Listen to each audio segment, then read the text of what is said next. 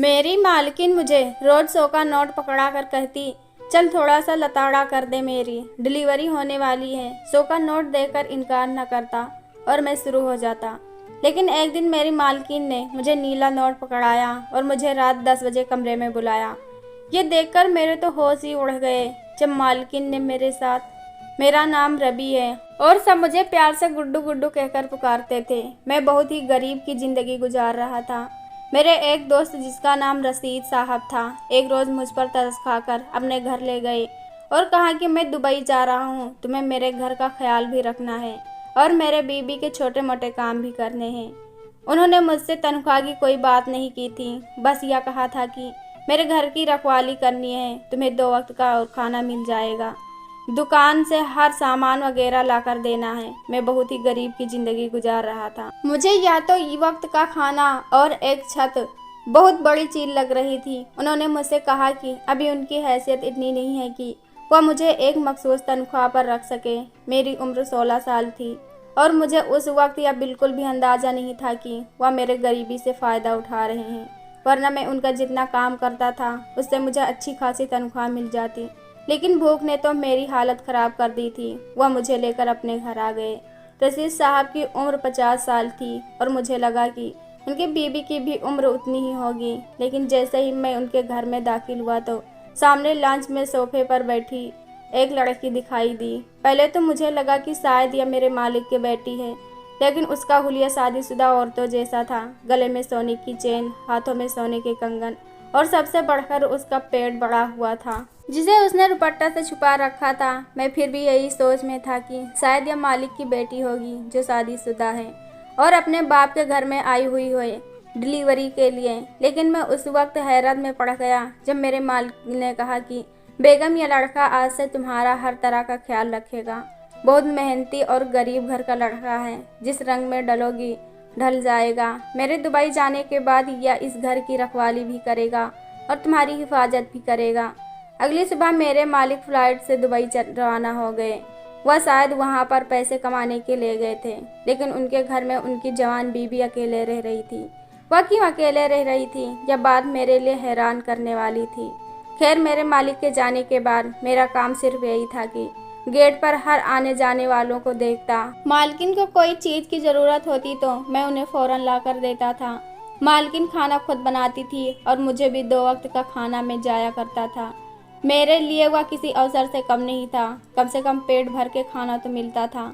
2 वक्त का खाना खाकर मैं अपने मालिक और मालकिन के लिए दुआ करता रहता था। मेरे मालिक ज़्यादा अमीर नहीं थे, उनके पास थोड़ा बहुत पैसा था, लेकिन घर खुद का था। खुद के लिए वह पैसे कमाने के लिए मुल्क से बाहर जा चुके थे।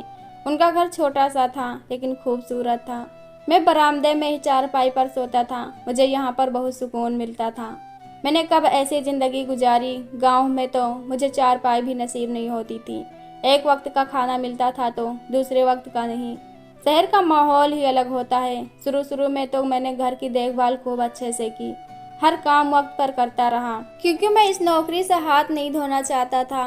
लेकिन कुछ ही दिनों में मैंने महसूस किया कि मेरी मालकिन तो लापरवाह किस्म की औरत है। उसे घर की कोई फिक्र नहीं थी।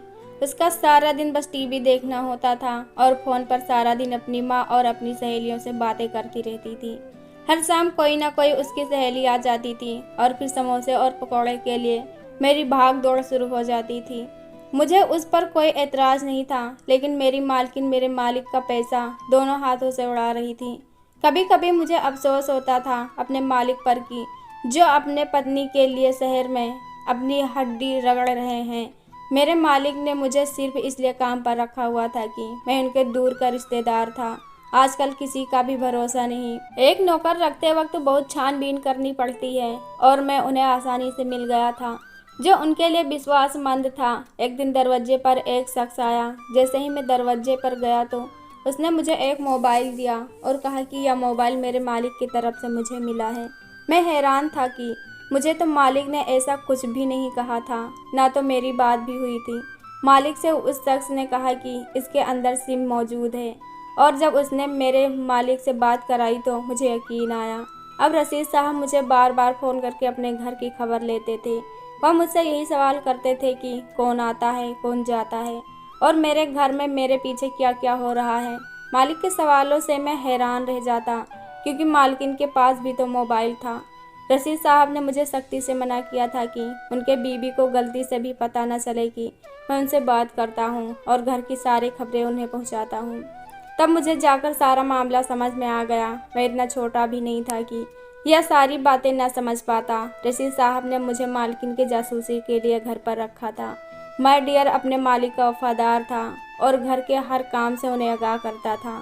घर में कौन आता था, कौन जाता था, उनकी बीवी सारा दिन कौन से काम में मसरूफ़ रहती थी, तमाम सूरत हाल में उन्हें सुना दिया करता था। क्योंकि यह नौकरी मुझे रशीद साहब की बदौलत ही मिली थी। मुझे खाना भी मिलता था और मेहमानों के जाने के बाद समोसे और पकौड़े भी। इसके अलावा मुझे सिगरेट की भी आदत पड़ चुकी थी, जो हम जैसे उम्र के लड़कों के खासा आदत हुआ करती हैं। पहले मैं दोस्तों से सिगरेट लेकर पीता था, लेकिन अब महंगाई इतनी बढ़ गई थी कि कोई भी सिगरेट देने के लिए तैयार नहीं था। पहले जब मैं सौदा लेने के लिए जाता तो मैं उसमें से सिगरेट के लिए थोड़े पैसे बचा लिया करता था, लेकिन जल्द ही इसकी खबर मेरे मालकिन को लग गई। इसीलिए अब मुझे मालकिन पैसे गिन गिन कर देती थी। और एक दिन मेरे मालिक का फ़ोन आया और मालकिन मेरे सर पर आ खड़ी हुई और उन्होंने मुझसे सवाल किया कि मैं किसी से बात कर रहा हूँ। तो मैंने फ़ौरन ही फ़ोन काट दिया और मेरे चेहरे का रंग बदल गया। मैंने मालकिन से झूठ बोला कि मैं अपने घर से बात कर रहा हूँ। मेरी मालकिन मुझे अजीब नज़रों से देखने लगी और फिर कहने लगी कि पहले तो मैंने तुम्हारे पास कभी फ़ोन नहीं देखा था, फिर यह अचानक से कहाँ से आ गया। तो मैंने कहा कि मेरे दोस्त ने मुझे दिया है। मेरे जवाब पर यह मालकिन सोच में पड़ गई थी, क्योंकि फ़ोन भी नया था और थोड़ा महंगा वाला भी था। थोड़ी देर तक मालकिन मुझे देखती रही और अपने निचले होंठ को अपने दांत से काटती रही और फिर वहाँ से चली गई। मैंने नोट किया कि मेरी मालकिन जैसे सारा दिन किसी गहरी सोच में डूबी रही।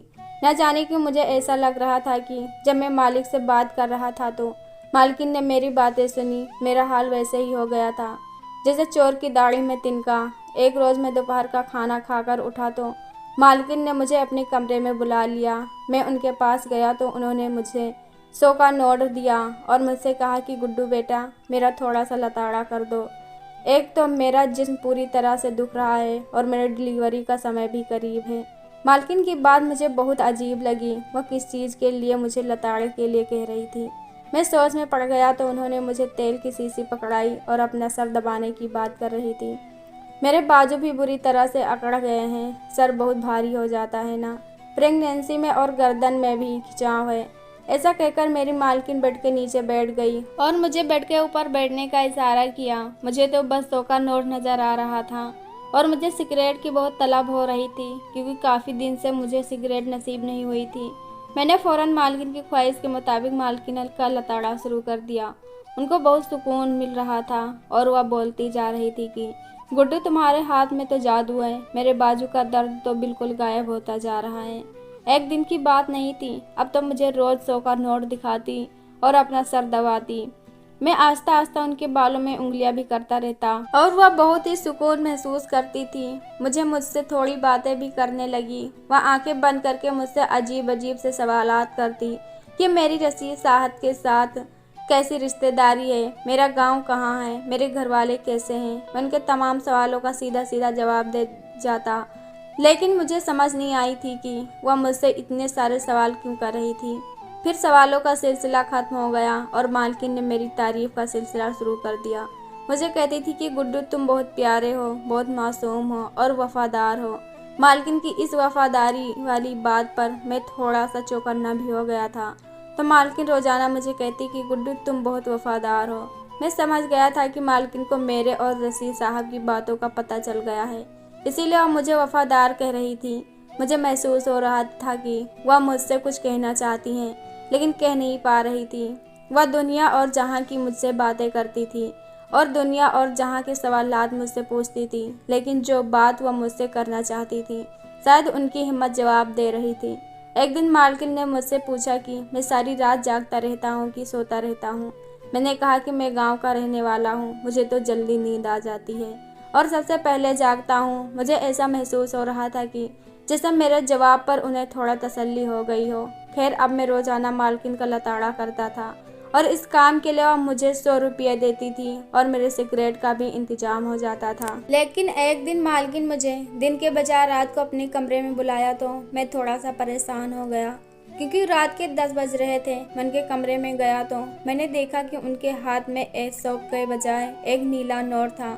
उन्होंने नीले नोट मेरे हाथों के सामने रखा। तब मैं मालकिन की और अजीब सी नज़रों से देखने लगा। उन्होंने मुझसे कहा कि या लो। मैं कुछ परेशान सा हो गया था।